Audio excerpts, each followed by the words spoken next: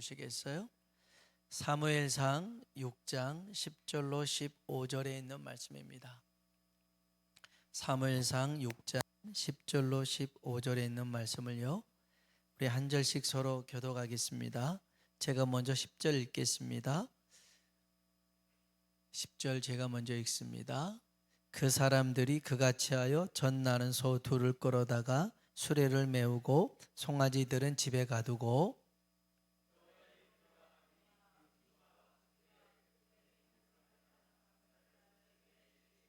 암소가 벳세메스 길로 바로 행하여 대로로 가며 갈 때에 울고 좌우로 치우치지 아니하였고 블레셋 방백들은 벳세메스 경계선까지 따라가니라.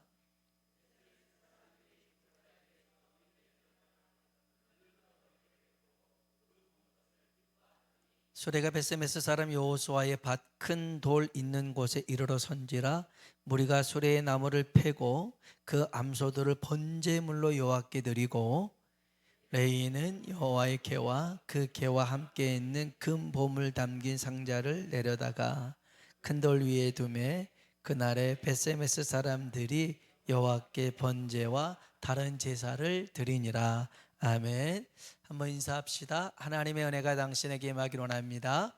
하나님의 은혜가 당신에게 임하기를 원합니다. 한 번 더요. 하나님이 당신에게 복 주시기를 원합니다. 하나님이 당신에게 복 주시기를 원합니다. 아멘. 동물이나 식물이나 어떤 사물을 의인화시켜서 인격화시켜서 교훈을 주는 것을 우화라고 합니다.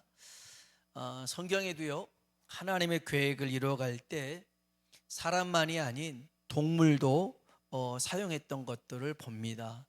그래서 노아의 방주에서 노아가 물이 있는지 없는지 확인하려고 뭘 보냈죠?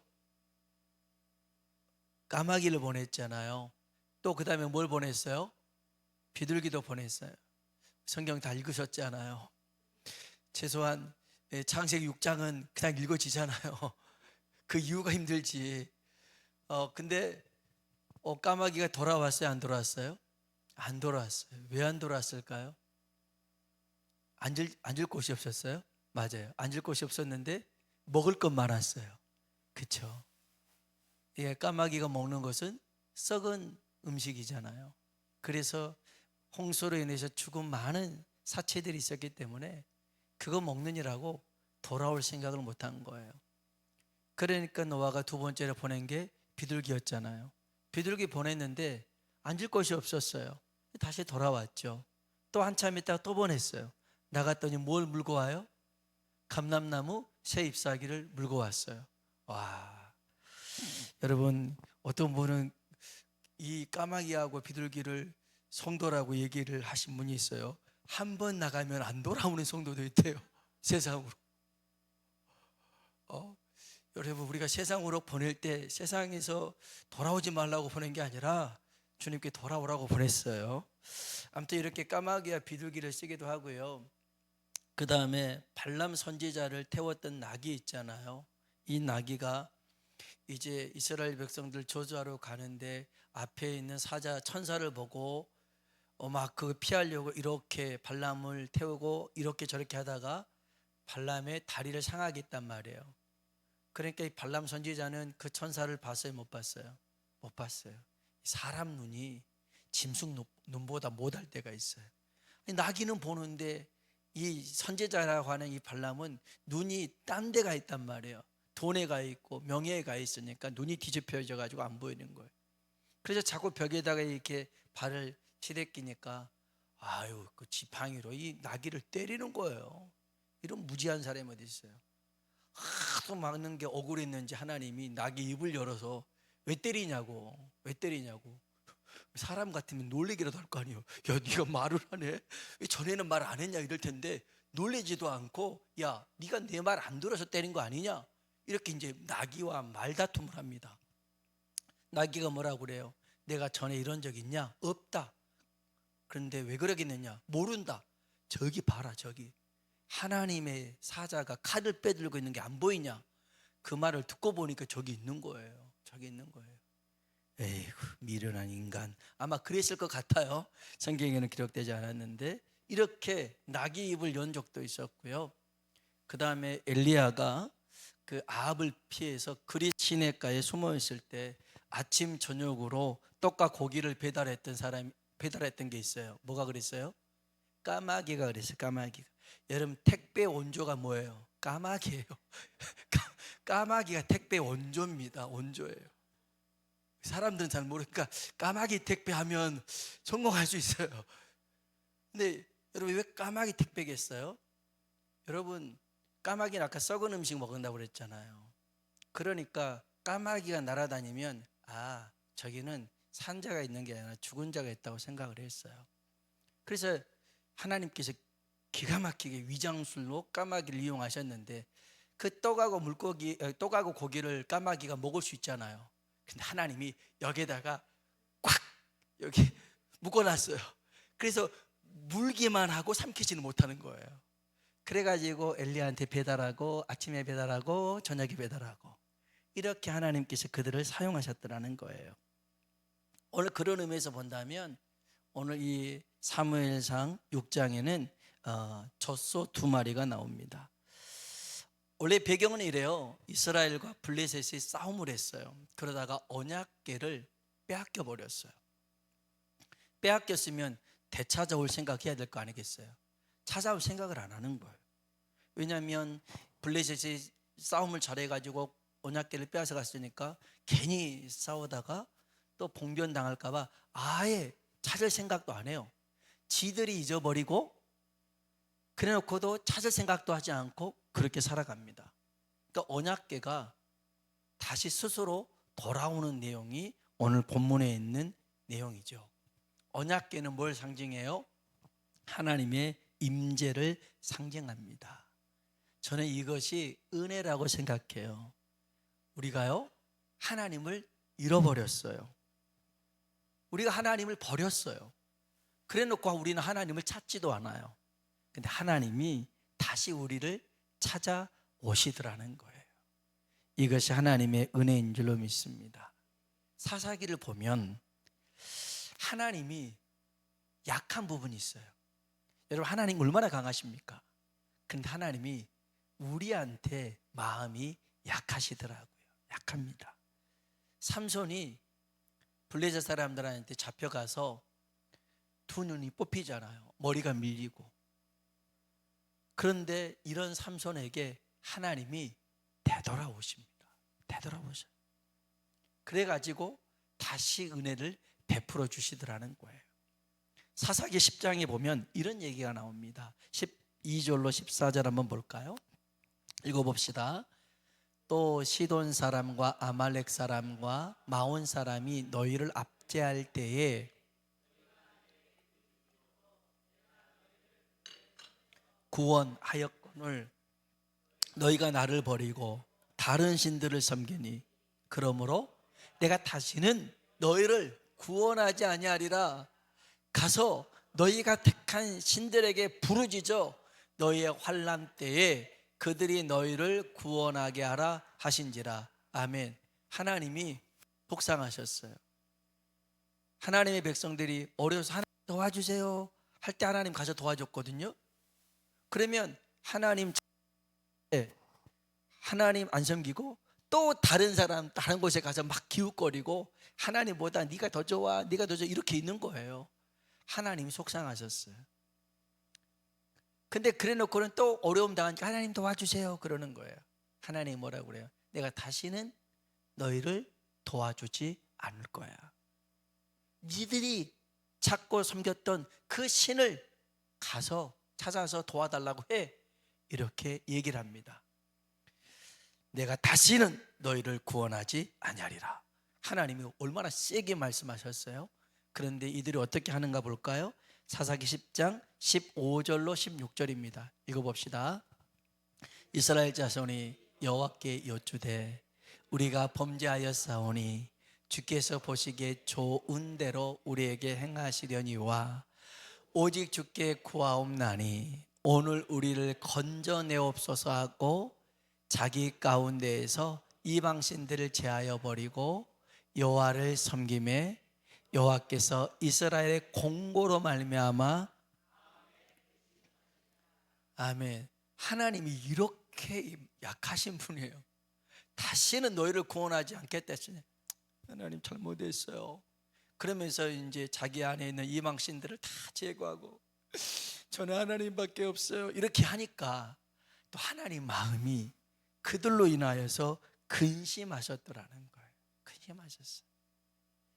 여러분 정말 하나님을 이제는 근심케 하지 말고 기쁘게 드리는 사람 되길 주의 이름으로 축복합니다. 여튼 하나님의 은혜는 대단하죠. 우리는 잊고 살아도 하나님은 우리를 잊어버리지 않는다는 것 기억하시고요. 그래서 언약궤가 스스로 돌아왔어요. 어떻게 돌아왔냐면 이 언약궤가 블레셋 5 나라 도시죠. 블레셋은 도시국가인데 이 5개 도시에 언약궤가 돌아가면서 있는데 그때마다 이 도시에 막 재앙이 임하는 거였어요. 독종에서 막 전염병이 돌고요. 그래서 그 블레셋 제사장들과 복술자들이라고 하는데 이 사람들이 모아서 야 우리 어떻게 해야 되냐 그랬더니 이건 언약궤를 가지고 와서 그래. 언약궤를 돌려보내야 돼. 그 돌려보낼 때 오늘 말하는 이 두 소각 수레를 끌게 해서 가는데 하나님 앞에 드릴 그런 독종의 영상, 지혜 영상을 5개 도시국가니까 5개씩 해가지고 만들어서 보내야 된다. 그것을 서로 끌고 가게 해야 된다라고 얘기를 해서 그 벳세메스로 오늘 2마리 소가 끌고 올라가는 내용인데 마치 이 모습 속에서 십자가를 지고 가는 우리들의 발걸음, 그리스도인의 모습을 한번 살펴보려고 합니다. 이 소는 어떤 소였냐면 수레를 끌고 가는 소였는데 멍에를 매본 적이 없는 소였대요. 사무엘상 6장 7절 한번 볼까요? 자, 읽어봅시다. 그러므로 새 수레를 하나 만들고 멍에를 메어보지 아니한 전 나는 소 2마리를 끌어다가 소의 수레를 메우고 그 송아지들은 떼어 집으로 돌려보내고 아멘 아멘. 여기 보니까 멍에를 메보지 않는 소였습니다. 암소가 될 때까지요. 멍에를 안 맸으니 얼마나 자유롭게 삽니까? 여러분 우리로 따지면 이 소의 콧도래를 뚫지 않는 소 같아요. 그런 소를 어떻게 통제를 합니까? 멍에를 한 번도 매보지 않는 소였는데 전에 자기 마음대로 살았던 소였습니다. 근데 멍에를 씌우는 순간 이제는 주인의 뜻대로 살아야 됩니다. 여러분 우리가 예수님을 믿고 교회를 다니면서 우리의 생각이나 감정을 자제할 때가 참 많이 있습니다. 생각대로 살지 않고 내 감정에 충실하지 않고 그냥 참고 인내하고 기다릴 때가 많이 있습니다. 왜 그럽니까? 내 뜻대로 살지 않고 주 뜻대로 살기 위해 그렇습니다. 주님이 우리를 보고 나의 멍에를 메고 내게 배우라는 말씀을 하신 적이 있습니다. 왜 주님의 멍에를 우리에게 씌워주십니까? 그것은요 하고 싶은 것만을 하지 않고 해야 할 것을 하라는 것입니다. 우리는 내가 하고 싶은 것만 하고 살고 싶습니다. 여러분 그런 사람은요 사명자라고 할 수가 없습니다. 제자라고 할 수가 없습니다. 주님의 제자로 불렀더라면 내가 하고 싶은 대로 사는 게 아니라 주님이 말씀하신 대로 살아야 됩니다. 할렐루야. 그게 바로 제자입니다. 제자로 불렀는데 스승의 말과는 상관없이 내 뜻대로 살아갑니까? 그런 건 제자도 아니고 사명자도 아니라는 것입니다. 멍에를 씌운다고 하는 것은 내일 하지 말고 하나님 일 하라고 부르신 거였습니다. 두 번째는요, 이 소들은요 전나는 소였더라는 겁니다. 다시 우리 사무엘상 6장 7절 읽어볼까요? 그러므로 새 수레를 하나 만들고 멍에를 끌어다가 그 송아지들은 떼어 집으로 돌려보내고. 아멘. 전나는 소였다, 그 말에는 송아지가 있다라는 것입니다. 여러분, 모성애는요 사람이나 동물이나 모두에게 있습니다. 일전에 그 소가 씨름하는 걸 이렇게 제가 본 적이 있는데, 여기는 뭐 그 소 싸움하는 것이 아니라 씨름하는 건데, 소에다가 양쪽 소에다가 이렇게 줄을 매달고 이제 징후를 울리면 막 끌고 가는 그런 거였습니다. 전년도 챔피언 소가 있었는데요, 그 소가 새끼를 낳은 지가 얼마 안 됐어요. 그런데 주인이 출전을 시킨 거예요. 소가 힘이 좋으니까. 그래서 이제 하는데 딸리는 거죠. 암만 해도 그러지 않겠어요. 송아지를 출산한 지 얼마 안 됐으니까. 사람하고 똑같아요. 소가 그래요. 그래서 이렇게 막 끌려갈 때 주인이 다른 사람에게 낳은 송아지를 끌고 가게끔 하는 거예요. 주인이 끌고 가면 그냥 우리 주인이 내 새끼 어떻게 한갑다 생각하는데, 모르는 사람이 자기 새끼를 끌고 가니까 그 어미의 소의 눈이 돌아가는 거예요. 그래서 죽을 힘을 다해서 그 자기 새끼 송아지를 향해서 가다 보니까 이기게 되는 거예요. 참, 그렇게 보면 인간이 참 너무 그런 걸 이용하는 것 같은데, 여러분, 전나는 소에게 송아지는 사랑의 대상이었어요. 가장 사랑하고 제일 아끼는 것을 뒤로 하고 수레를 끌고 가게 한 것이죠. 발걸음이 떼지겠어요? 안 떼지죠. 그럼에도 수레를 끌고 가야 되는 건 사명이었다라는 거예요. 주님이 이 말씀을 이렇게 우리에게는 하셨어요. 누가복음 14장 26절로 27절입니다. 읽어볼까요? 무릇 내게 오는 자가 자기 부모와 처자와 형제와 자매와 더욱이 자기 목숨까지 미워하지 아니하면 능히 내 제자가 되지 못하고, 누구든지 자기 십자가를 지고 나를 따르지 않는 자도. 아멘. 주님 제자가 되려면 모든 사람을 미워하고 주님 따르라는 그 말이 아닙니다. 이 말씀이 무슨 말씀이에요? 의지의 대상을 바꾸고 사랑의 대상을 바꾸라는 거예요. 바꾸라는 거예요. 그래야 주님이 가자 할 때 갈 수 있는 거예요. 주님이 가자 하는데도 못 갔던 사람들이 있어요. 그 자리에 머물렀던 사람들이 있어요. 롯의 아내가 그랬어요. 하나님이 가야 된다. 뒤돌아보지 말고 미련두지 말고 가야 된다. 그런데 못 가는 거예요. 왜 못 가요? 그 소돔과 고모라 땅에 와서 수십 년 고생해서 일궈놓았던 것들 그거 놓고 어떻게 가냐고. 발걸음이 떨어지지 않는 거예요. 그래서 거기에 머물렀다가 죽고 말잖아요. 소금기둥 되잖아요. 사랑의 대상을 바꾸지 않으면, 의지의 대상을 바꾸지 않으면 그럴 수 있어요. 그래서 부자 청년이 왜 주님의 제자가 되지 못합니까? 부자라서요? 가진 게 많아서, 의지할 게 많아서, 내가 의지하는 사랑의 대상이 많으니까 주님을 못 따라가는 거예요. 전나는 소, 그 송아지들을 떼어놓고 이 두 소는요 그 수레를 끌고 올라가더라는 것입니다. 또 있어요. 소가 한 마리였을까요? 두 마리였을까요? 몇 마리였을까요? 두 마리였어요. 다시 한번 성경 볼까요? 사무엘상 6장 7절입니다. 읽어봅시다. 그러므로 새 수레를 하나 만들고 멍에를 메어보지 아니한 전나는 소 두 마리를 끌어다가 소의 수레를 메우고 그 송아지들은 떼어. 아멘, 아멘. 여러분, 여기 보니까 똑같은 조건의 소 두 마리입니다. 한 번도 멍에를 메보지 않았고 수레를 끌어본 적도 없고 송아지가 있는 소입니다.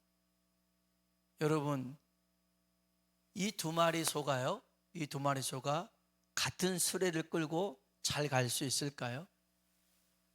생각해 보세요. 한 번도 멍에를 씌워보지 않아요. 씌워놨어요. 얼마나 불편하겠어요. 이거 벗기려고 애를 쓰잖아요. 저희 어머니도 여기 개가 키우는 개가 밖에 나가면 하도 짖으니까 뭐 이렇게 개 씌우는 거 있잖아요. 이걸 한번 씌워놨더니 밥도 안 먹고 나가지도 않고 풀이 죽어서 막 개가 개 같지도 않더라는 거예요. 이거 하나 씌워놨다고 그 난리를 치는데, 멍에를 씌워놨는데 이게 얼마나 팔짝팔짝 뛸 일 아닙니까? 그리고 수레를 끌게 해요. 한 번도 안 끌어봤다니까요. 둘이서 한 수레를 끄는 거예요. 이게 발이 맞겠어요? 안 맞겠죠. 그 다음에 집에 둔 송아지도 있단 말이에요. 이게 얼마나 불편합니까? 근데 왜 차라리 한 마리가 더 편할 수 있을 거 아니겠어요? 두 마리는 서로 맞춰야 되니까. 하나는 오른쪽 가고 싶고 하나는 왼쪽 가고 싶고, 여기 이 수레에는요, 이 수레를 모으는 사람이 없어요.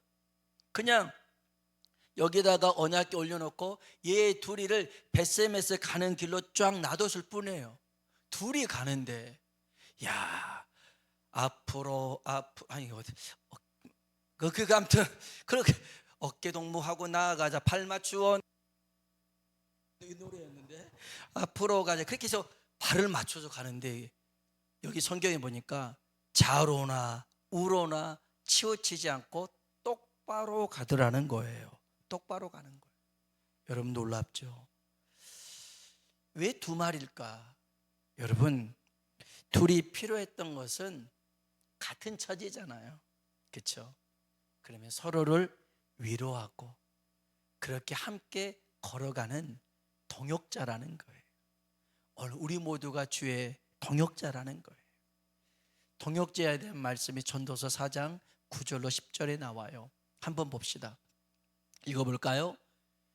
두 사람이 한 사람보다 나음은 그들이 수고함으로 좋은 상을 얻을 것입니다. 혹시 그들이 넘어지면 하나가 그 동물을 붙들어 일으키려니와 홀로 있어 넘어지고 붙들어 일으킬 자가 없는 자에게는 화가 있으리라. 아멘. 둘이 가는데 문득 저 집에 있는 송아지가 무 부를 거 아니에요.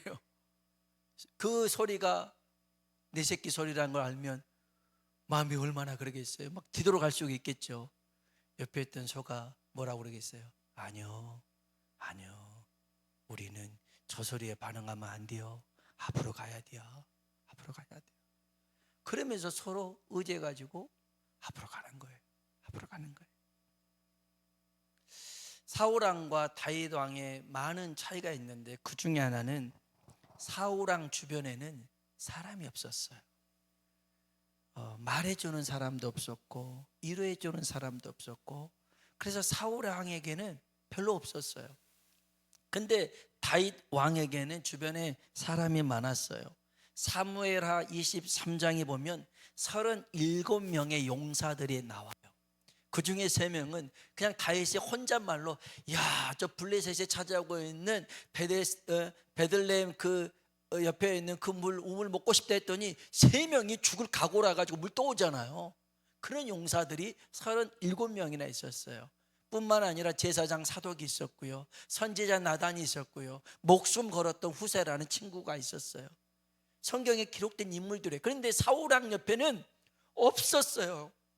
블레셋과 싸워야 되는데 하나님께 기도해도 하나님 응답이 없죠. 주변에 말해줄 선지자도 없죠. 그래서 찾아갔던 것이 누구예요? 무당 찾아간 거 아닙니까? 엔돌이라는 곳 가가지고 접신한 여자 찾아서 나 어떻게 되겠냐 이렇게 물어보고 있는 거예요. 말이 됩니까? 왜 그래요? 주변에 함께할 동역자들이 없어서 그런 거예요. 그래서 하나님은요, 혼자서 하실 수 있는 그 일들을 우리를 불러서 함께하게 만들고요, 우리를 동역자로 삼으신 줄로 믿습니다. 혼자 하면 더 쉽게 할 수 있어요. 그러나 아까 이 전도서 4장에 있는 말씀처럼 넘어졌을 때 일으켜 세울 수 있는 사람이 있다는 것이 복되다는 거예요.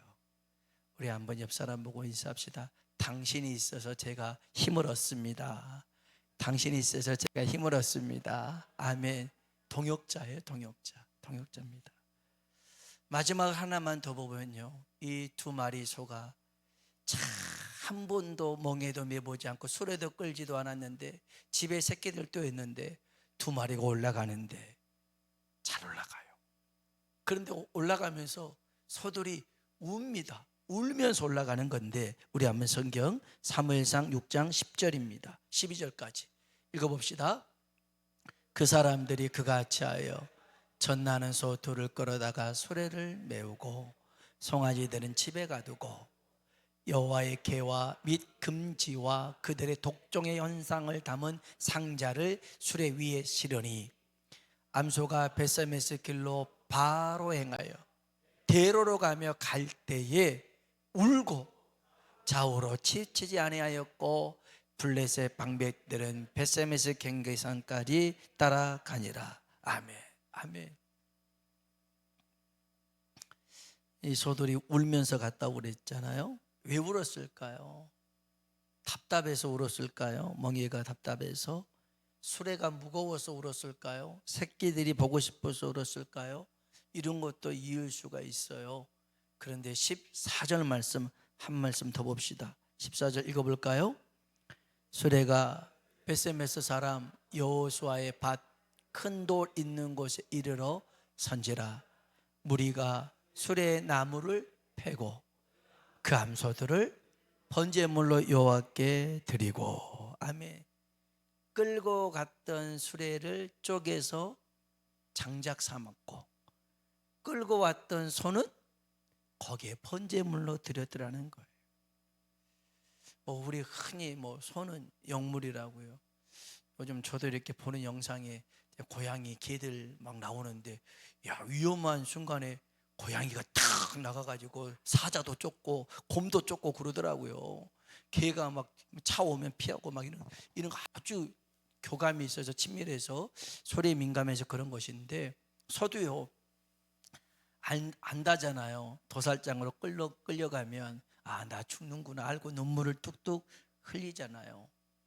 아마 이 암소의 눈물은 죽음을 예견한 그런 눈물이었을지 모릅니다. 그래서 십자가의 길을 생각해 보면 그래요. 이게 손해볼 줄 알고도 가는 길이 십자가의 길이고, 이게 위험할 줄 알면서도 가는 길이 십자가의 길이고, 더 나아가 죽을 줄 알면서도 가야 되는 길이 십자가의 길이라는 거예요. 이 길은 주님만 가면 되지 왜 나한테 가라고 그럽니까? 그렇지 않아요. 이따 이제 우리 찬송 부를 건데, 우리가 가는 길 끝에서 누굴 만나야 돼요? 사랑하는 첫사랑을 만나야 돼요. 만나면 좋죠. 그러나 우리가 가는 그 길 끝에서 누굴 만나야 돼요? 주님을 만나야죠. 주님이 걸어가신 그 길을 우리도 따라가면 만나게 될 줄로 믿습니다. 우리는 이 길을 개척하는 사람이 아니에요. 주님이 걸어가신 발걸음 위에 우리가 포기해서 걸어가는 사람들이죠. 사도행전 20장에 보면 사도 바울이 이런 고백을 합니다. 우리 마지막으로 한번 읽어볼까요?